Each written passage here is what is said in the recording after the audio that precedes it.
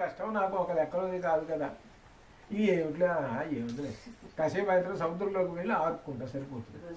ఒకసారి ఇట్లా అంటాను, వీళ్ళందరూ పడిపోతారు, నేను సముద్రంలోకి తోకని నేను ఆపేసుకుంటాను. ఇప్పుడు రహస్యాలు చూస్తుంటా, ఎక్కడెక్కడ రహస్యాలు. ఎందుకంటే అక్కడ వెళ్ళిన తర్వాత మిత్రులు అడుగుతారు ఏమిటి లంక ఎట్లా ఉంది అది అని, ఒక్కొక్క మిత్రులు అడుగుతాడు. యుద్ధానికి మనం సిద్ధమైనాం కదా, లంక మీద దాడి చేయాలంటే ఎక్కడ రహస్యాలని ఎక్కడ ఒకసారి చెప్పు, మరి ఏం చూసి ఇచ్చేవానంట. అందువల్ల ఈ రహస్యాలన్నీ చూస్తున్నాడు.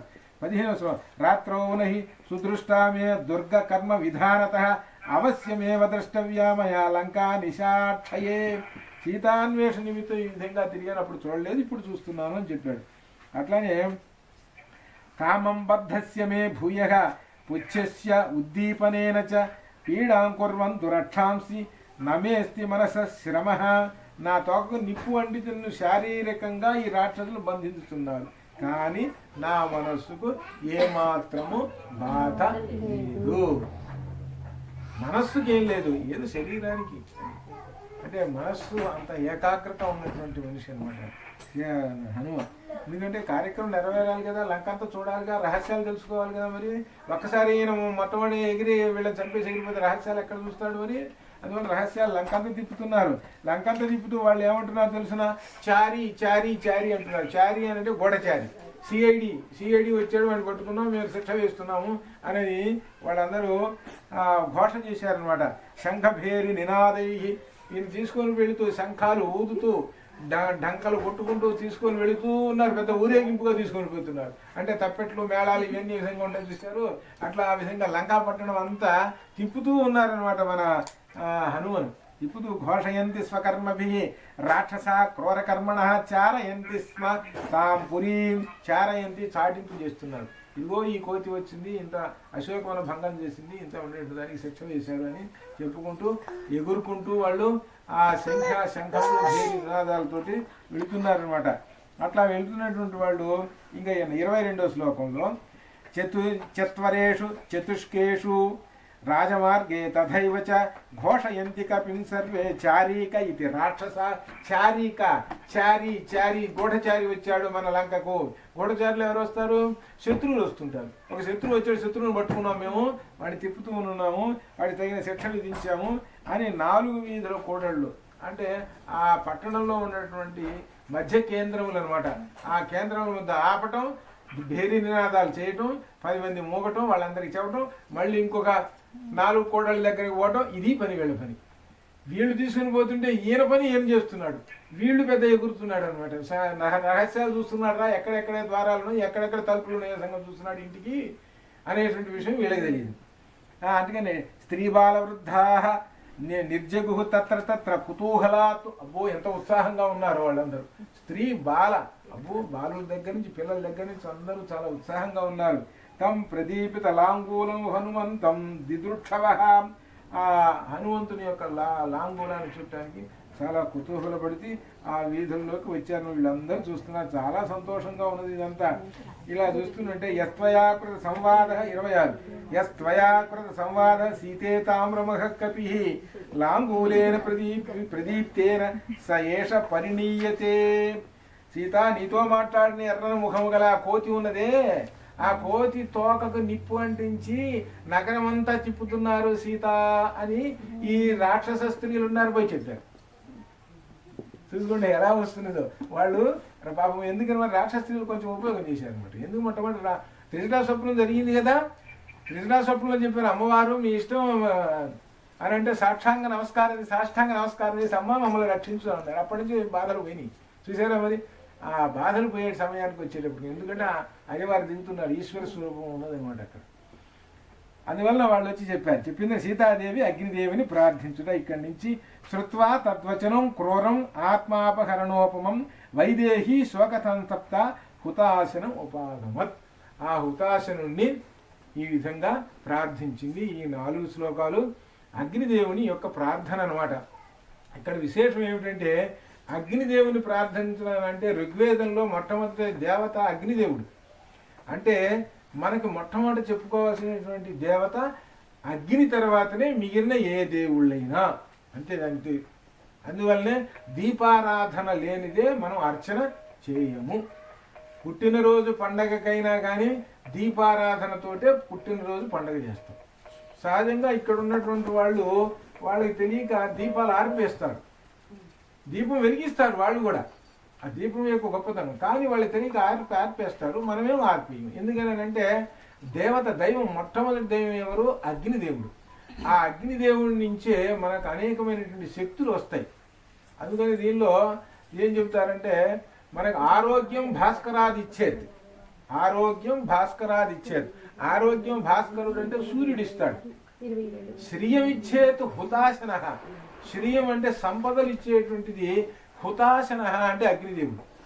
అగ్నిదేవుడు అని అంటే మామూలుగా మనం ఈ అగ్ని దీపారాధన చేసుకున్న అగ్నిదేవుడైనా సరే, యజ్ఞంలో ఉన్నటువంటి అగ్ని అయినా కానీ హుతాశనుడు.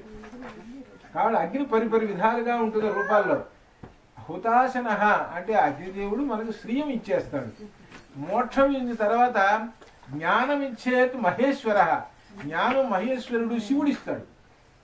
కాబట్టి జ్ఞానం సంపాదించాలంటే శివుణ్ణి ఆరాధించాలి. మోక్షం ఇచ్చేది జనార్దన, మోక్షము ఇచ్చేది జనార్దన శ్రీకృష్ణ పరమాత్మ.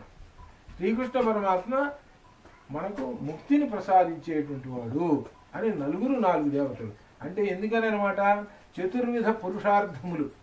చతుర్విధ పురుషార్థములు ఆరోగ్యం ఉండాలి, ఆరోగ్యం ఉంటేనే కదా మరి వాడు ఏదైనా చేయగలిగేటువంటిది.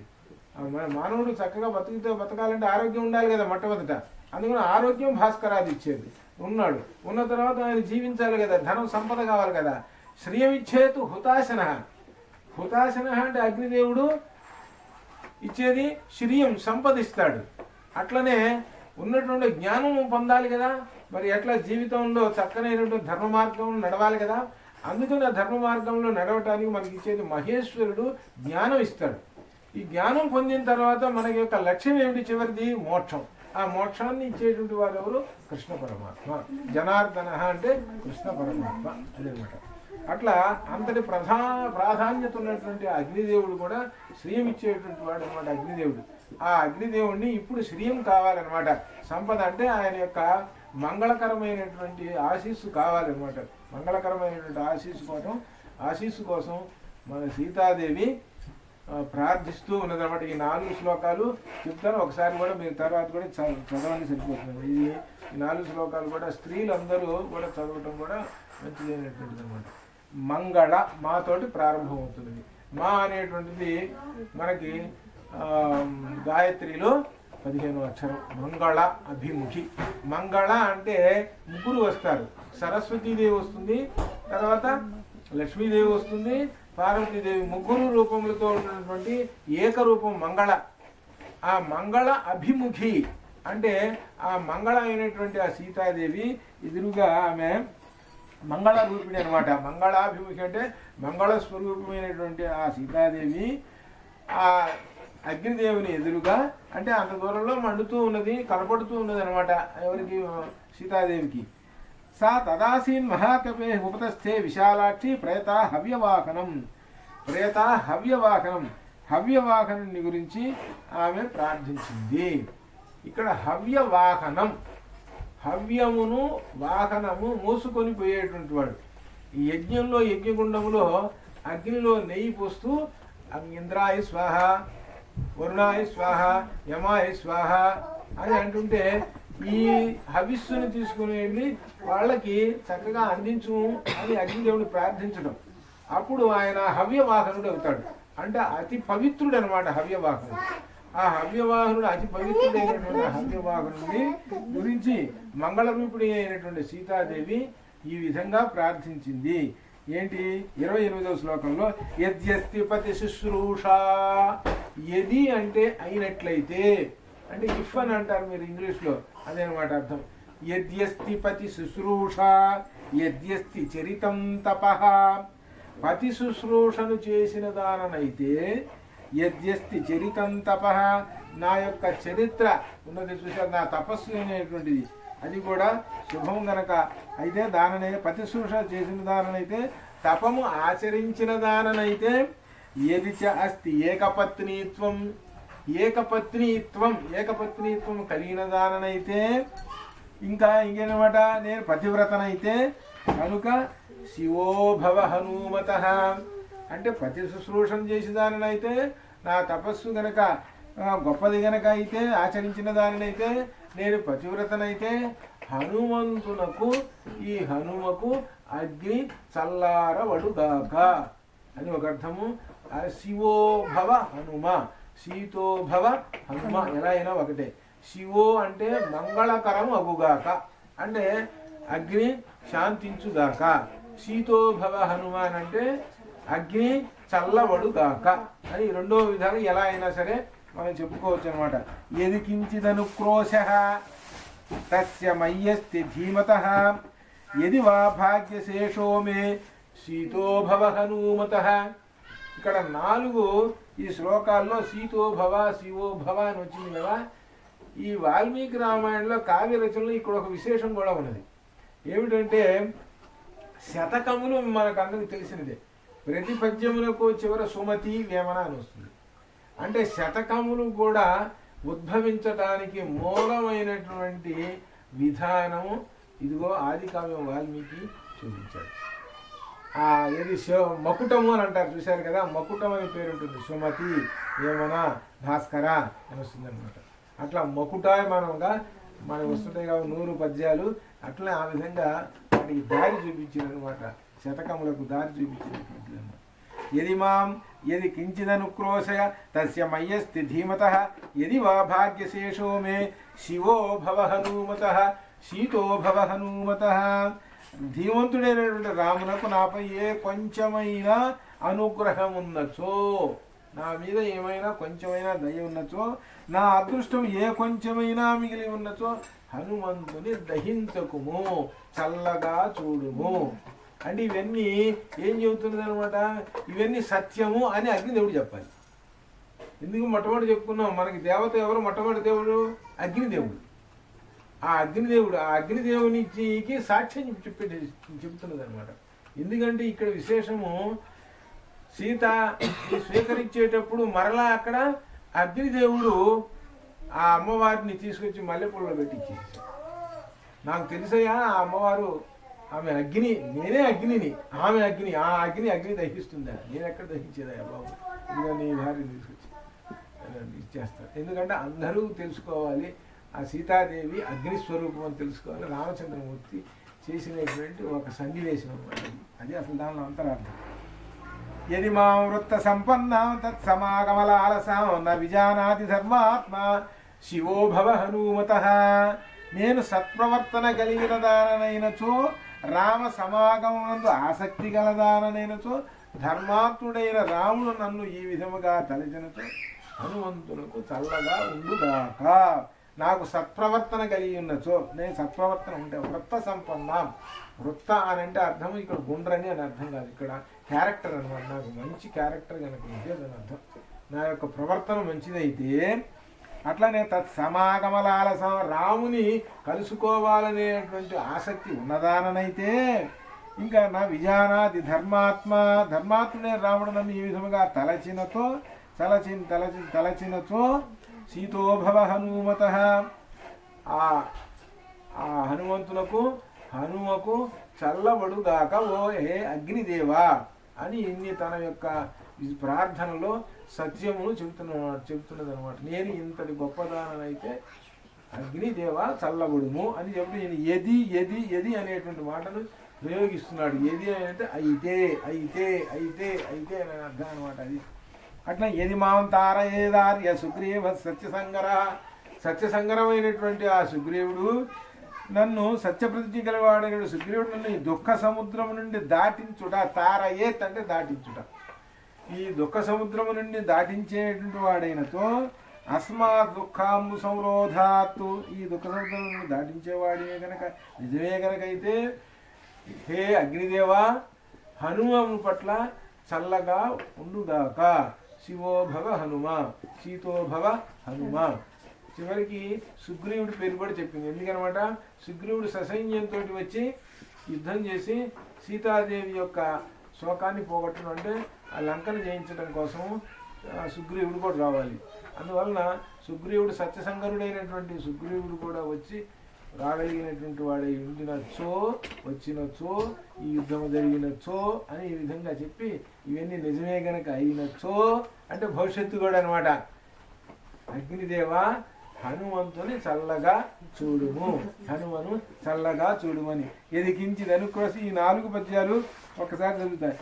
28, 27 మంగళాభిముఖీ తస్య సా తదాసీన్ మహాకపే ఉపతస్థే విశాలాక్షి ప్రేతాః వ్యవాహనం యద్యస్తి పతి శుశ్రూషా యద్యస్తి చరితం తపః యది చాస్తి ఏకపత్ని త్వం సీతో భవ హనుమతః యది కించిదనుక్రోశః తస్య మయ్యస్తి ధీమతః యది వా భాగ్యశేషో మే సీతో భవ హనుమతః యది మామృత సంపన్నాం తత్సమాగమలాలసాం న విజానాతి ధర్మాత్మా సీతో భవ హనుమతః యది మాం తారయేదాఖ్య సుగ్రీవ సత్యసంగరః అస్మాద్ దుఃఖాంబు సంరోధాత్ శివో భవ హనుమతః సీతో భవ హనుమతః. ఇన్ని మాటలు చెప్పిందనమాట. అంటే అగ్నిదేవుడికి చెప్పినప్పుడు అయితే నా యొక్క పాతివ్రత్యం గొప్పదైనచో రాముడు నన్ను రాముని యొక్క సమాగమం కోరుకున్న దానినైనచో అని ఈ విధంగా చెప్పి చివరికి ఆ సుగ్రీవుడు వచ్చి నా యొక్క బాధల్ని తొలగించడం అనమాట. అంటే ఈ దుఃఖ సముద్రం దాటించగలిగేటట్లయితే ఏ అగ్నిదేవ హనుమంతుని బాధించకము, హనుమంతుని చల్లగా చూడుము అని మంగళాభిముఖి మంగళ స్వరూపిణి అయిన ఆ సీతాదేవి కోరినది అని చెప్పారు. మంగళ స్వరూపిణి అన్నమాట. మా అనేటువంటిది గాయత్రిలో మా అనే 15వ బీజాక్షరము ఈ శ్లోకములో ప్రయోగింపబడింది అనమాట. ఇక్కడ అనమాట మంగళాభిముఖి సాక్షాత్తుగా మంగళాభిముఖి పతివ్రతనమాట. శ్రీ లలితాయే నమో నమః అనమాట. ఇక్కడ దీనిలో మనకి ఈ విధంగా మనం అర్థం చేసుకోవాలన్నమాట. కష్టాలు వచ్చినప్పుడు మనము అగ్నిదేవుడిని ప్రార్థించాలి. ఇది దీనిలో ఉన్నటువంటి ధ్వని అసలు. అందుకనే మనం ప్రతిరోజు ఏం చేస్తామంటే దీపారాధన చేసి చేతనైనంత వరకు చేసి ఏదో ఒక చిన్న కార్యక్రమం, ఏదో ఒక 5 నిమిషాలు ఏదో ప్రార్థన చేసుకుంటాం. వీటన్నిటికన్నా ప్రధానమైనటువంటి విషయం దీపారాధన. దీపారాధన చేస్తే కష్టములు దొరుకుతాయి. కష్టములు అనేటువంటి దగ్గరికి రావన్నమాట. ఆ దీపారాధనయే అంటే అగ్నిదేవుణ్ణి మనం ఉపాసించడం అని అర్థం. అగ్నిదేవుని ఉపాసించడమే దీపారాధన. దీపారాధన లేకుండా భారతీయులు ఒక్క శుభకార్యము చేయలేరు. ఇంట్లో ప్రతిరోజు శుభకార్యం చేయడానికి మొట్టమొదటిగా దీపారాధన ఉండవలను. ఏ సభలు ప్రారంభించినా కానీ మొట్టమొదట జ్యోతి ప్రజ్వలన, మొట్టమొదటి కార్యక్రమం జ్యోతి ప్రజ్వలన. ఎందుకనగా మొట్టమొదటి దేవుడు, మొదటి చెప్పుకోవాల్సిన దేవుడు మనకు అగ్నిదేవుడు. అందులో అగ్ని అంటే శుచి, పతివ్రత అనేటువంటి మాటలకు అంటే పాతివ్రత్యము, పవిత్రము ఇవన్నీ ఉన్నటువంటి వాడు అనమాట. అగ్నిదేవుడికి అంటు అనేటువంటిది ఉండదు అనమాట. సర్వభక్షకుడు ఆయన, సర్వభక్షకుడు అనమాట. అట్లనే పవిత్రత, శుచి మొదలు ఉన్నటువంటి లక్షణాలు అగ్నిదేవుడు కనుక అగ్నిదేవుడిని ఉపాసించడం అనేటువంటిది మనకు వేదము నేర్పినటువంటిది మొట్టమొదటి యొక్క విశేషం అనమాట. ఆ సందర్భంలో ఈ విషయాలు కూడా మనం తెలుసుకోవడం సరిపోతుంది. ఇక అగ్నిదేవుడు శాంతించాడు. ఎప్పుడైతే అమ్మవారు నమస్కారం చేసి చెప్పిందో అగ్నిదేవుడు శాంతించాడు. అమ్మవారిని నమస్కారం చేసి చెప్తుంది, నేను శాంతించాను అంటే ఏమిటంటే అగ్నిదేవుడి యొక్క ధర్మం ఏమిటి? తగులు పెట్టాలి. ఆయన ధర్మం ఆయన చెయ్యాలి. ఆయన ధర్మం ఆయన చెయ్యాలి కాబట్టి ఆయన తగులు పెడుతున్నాడు. మరి ఆయన ధర్మం ఆయన చేయకపోతే అప్పుడేమవుతుంది? ఆయన పాపం వస్తుంది అగ్నిదేవుడికి. ఒక కాగితాన్ని కానీ నిప్పు ముట్టించామనుకో, ఆ కాగితం తగలబెడుతున్నాడు. ఆయన ధర్మం ఆయన చేస్తున్నట్టు లెక్క. ఆయన ధర్మం ఆయన చేస్తున్నట్టు. ఎంతసేపటికి తగలబడలేదనుకో, ఆయన ధర్మం ఆయన చేయటం లేదని అనంత. మరి ఇప్పుడు ఇక్కడ ఏమిటి? ఆయన ధర్మం ఆయన చేస్తున్నాడు. కానీ ఇక్కడ ఏమంటున్నది ఆమె? సత్యమైనచో అనేది మాట చెప్పింది. నా పాతివ్రత్యం సత్యమైనచో అన్నది. సత్యం అవునో కాదో అగ్నిదేవుడికి తెలుసు కాబట్టి సత్యము కాబట్టి నేను తగ్గాలి. ధర్మం అక్కడ చెబుతున్నది. ధర్మాన్ని అక్కడ పణం పెట్టేసేసింది అనమాట. సత్యధర్మం వల్ల అక్కడ సీతామ్మవారు పణం పెట్టింది. మరి చూడు మరి అన్నారు. సత్యధర్మం నీకు తెలుసు కదా, మరి భవిష్యత్తు నీకు తెలుసు కదా, అగ్నిదేవా హే పరమాత్మ నీకు తెలుసు కదా అని అంటే సరే కాబట్టి అందువలన నీవు కోరినట్లుగానే నేను నా యొక్క శక్తిని తగ్గించుకుంటున్నాను అని. పైకి మాత్రం అగ్ని మండుతూనే ఉన్నది. అప్పుడు అగ్నిదేవుడు శాంతించాడట. తథగ తీక్షణ అర్చిర వ్యగ్రహ ప్రదక్షిణ శిఖో అనల జజ్వాల మృగశావాచ శంశన్నివ శివం కపే. తర్వాత అగ్నిదేవుడు సీతాదేవికి హనుమంతుడు క్షేమంగా ఉన్నాడని చెప్పుటకు తీక్షణమైన జ్వాలలతో తొట్టుపాట్లుగా ప్రదక్షిణం చేస్తూ ఉన్నాడట. అంటే దాని అర్థం ఏమిటనమాట, సానుకూలంగా ఉన్నాడు అని దాని అర్థం. ప్రదక్షిణ చేస్తున్నాడు, చుట్టుకుండగా నెమ్మదిగా తిరుగుతూ ఉన్నాడు, అంటే ప్రదక్షిణ చేస్తున్నాడు. ఈయన కూడా అగ్నిదేవుడి చుట్టూ ఈ అగ్ని ప్రదక్షిణ చేస్తుంది. హనుమయే అగ్ని. పైకి ఏమిటనమాట, మరి ధర్మం కనపడాలి కదా, మరి వానర రూపంలో ఉన్నటువంటి అగ్నిదేవుడు కదా. బభౌ దీప్తానల ప్రభ మేరు మందర సంకాశో బభౌ దీప్తానల ప్రభ. ఈయనే అసలు అగ్నిదేవుడు, ఈయనే అసలు అగ్నిదేవుడు. కానీ చూసేటువంటి రాక్షసులకి ఏంటి, ఎగురుతున్నారు వాళ్ళందరూ. తోక తగలబడుతున్నది, తోక తగలబడుతూ ఉన్నట్టు ఉండాలి మరి అప్పుడు ఆ సందర్భంలో. తోక తగలబడకపోతే ఎట్లా మరి, ఆ ధర్మం ఉండాలి కదా మరి. కాబట్టి ఈయనకి అగ్నిదేవుడు శాంతించాడు. హనుమజ్జనక చాపి పుచ్చ అనలయుతో అనిల వవౌ స్వాస్థ్యకరో దేవ్య ప్రాళేయానిల శీతల. సీతాదేవి మనసు ఆందోళన చెందకుండా స్థిరముగా ఉండుటకు హనుమంతుని తండ్రి అయిన వాయుదేవుడు అగ్నిదేవునితో తోకయందు కలిసి ఉన్నను చల్లని మంచు గాలివలే ఉండేది. సహజంగా మండాలి అంటే వాయుదేవుడు కూడా కలిస్తేనే మండుతాడు. అగ్ని అంతే కదా, వాయువు ఉంటేనే కదా, ఆక్సిజన్ ఉంటేనే కదా ఈ అగ్ని మండేది. కంటే తన తండ్రి కూడా అగ్నిదేవుడు సహాయం చేస్తున్నాడు. తన తండ్రి అగ్నిదేవుడు అంటే తగలబెడుతున్నాడు సహాయం చేస్తూ. ఇప్పుడు ఇంకేమంటున్నాడు, చల్లగా ఉంటున్నాడు, చల్లగా వెళ్తున్నాడు, అంటే అగ్నిదేవుడు శాంతించడానికి. ఇట్లా విధంగా హనుమంతుడు ఆ విధంగా అన్నాడు. దహ్యమానేచలాంగూలే చింతయామాస వానరః ప్రదీప్తో అగ్నిదయం కస్మాత్ నమాం దహతి సర్వతః. హనుమంతుడు తగలబడుతున్న తన తోకను చూసి తన తోక అంతటా తగలబడుతున్నది, కానీ నన్ను ఈ అగ్ని దహించుటలేదే. చూస్తుంటేనేమో భయంకరంగా అగ్ని ఉన్నది, నాకేమో నొప్పి కలగటం లేదు, చురుకులు లేవు, పైగా చల్లగా మంచు గడ్డ పెట్టినట్టుగా ఉంది తోక మీద. ఏమిటిది అని ఆలోచనలోకి వచ్చేసాడు. వచ్చేసేటప్పటికి రామప్రభావాదాశ్చర్యం పర్వత సరితాంపతో. రామప్రభావం, నేను వచ్చేటప్పుడు కూడా రామప్రభావం ఉన్నదండి. ఆ సముద్రం మీద లంఘంతో వస్తున్నప్పుడు మొట్టమొదట ఆ మైనాకుడు వచ్చాడు. ఆ మైనాకుడు వచ్చేసాడు, రామప్రభావంలో మైనాకుడిని దాటి వచ్చాడు. తర్వాత సొరస వచ్చింది, అది ఆమెను కూడా దాటి వచ్చేసాను, రామప్రభావమే. తర్వాత సింహికి వచ్చింది, సింహికను సంహరించి, ఇదంతా రామప్రభావమే. ఇప్పుడు ఈ తోక చల్లగా ఉన్నదంటే రామప్రభావమే. అంటే భక్తి తన యొక్క నాయకుడైనటువంటి రామభక్త హనుమాన్ కదా, ఆ రాముణ్ణి తలుచుకున్నాడు. రాముని యొక్క మహిమ అన్నమాట ఇదంతా. అంటే ఎవరికైనా సుఖం కలిగిందని, కష్టాల నుంచి బయటపడ్డారనుకో, పరమాత్మ బయటపడేసాడని అనుకున్నవాడు ఎవడున్నాడు, ఎవడు అనుకోంటాడని చెప్పడం.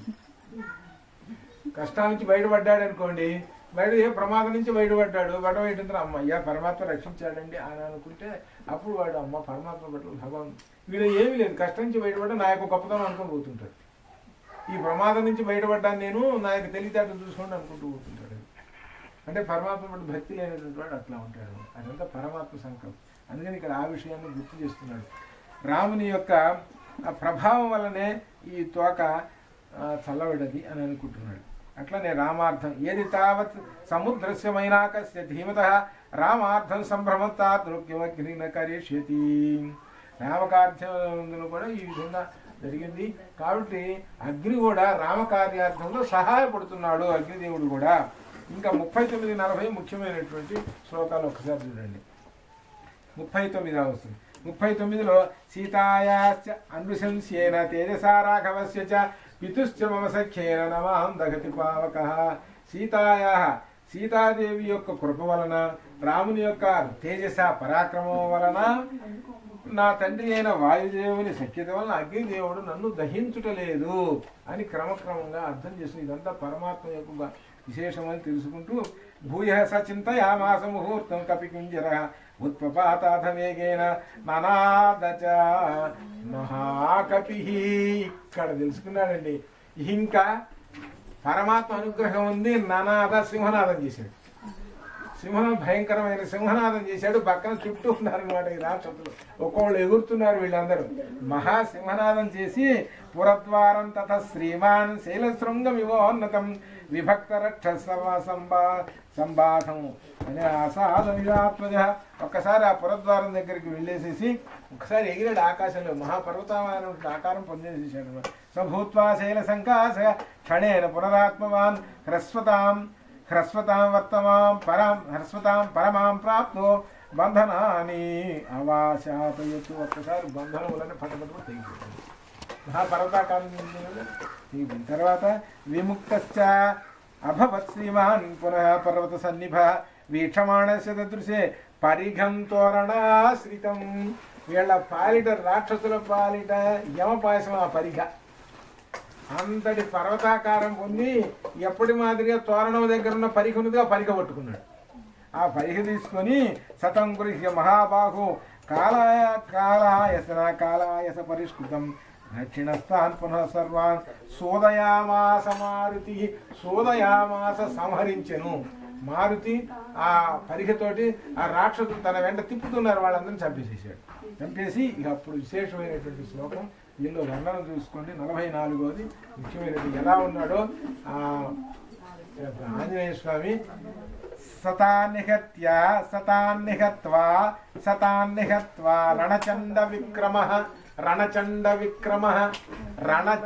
విక్రమ రణమునందు చండ తీవ్రమైనటువంటి విక్రమ పరాక్రమం. యుద్ధం వచ్చిందంటే మహాపరాక్రమైనటువంటి వాడు, అందరు పరాక్రమైనటువంటి. సమీక్షమాణ పునరేవ లంకాం. ఒక్కసారి లంకంతా చూశాడు. చూసి ప్రదీప్తలాంగూల కృతాచిమాలి. ఆయన తోకకున్నటువంటి అగ్ని అనుకున్నది కదా, అదిట గుండ్రంగా తిరుగుతూ ఉన్నదిట. అది ఎలా ఉన్నదిట? సూర్యబింబం వలె, ఎర్ర సూర్యబింబం వలె ఉన్నదిట. అంటే ఏమిటనమాట, అంతటి ఆ భావన చేయటం వాల్మీకి మహర్షి చేయటం అనేది గొప్ప. దహింపబడుతున్న తోకలను అగ్నిజ్వాలను మాలలుగా విస్తరించగా కిరణమాలికలు సూర్యుని వలె ప్రకాశించుతున్నాడు. అంటే ఏంటంటే పరమాత్మ ఇప్పుడు ఆంజనేయ స్వామి సూర్యుడిలాగా ప్రకాశిస్తున్నాడు. కాబట్టి చీకటిని పోగొడతాడు. ఈ చీకటిని పోగొట్టడానికి సిద్ధమవుతున్నాడు. ఆ చీకటి ఏమిటో ఆ లంకలో చీకటిని పోగొట్టడం ప్రారంభిస్తున్నాడు అని. ఈ లంకలో చీకటిని పోవాలంటే అగ్ని పెడుతున్నాడు అనమాట. అదే ఆ విశేషం. దీనికి వస్తున్నాము. స్వస్తి. మనం తర్వాత మనం ఒక 5 నిమిషాలు కానీ రామచంద్ర పరబ్రహ్మణే నమః.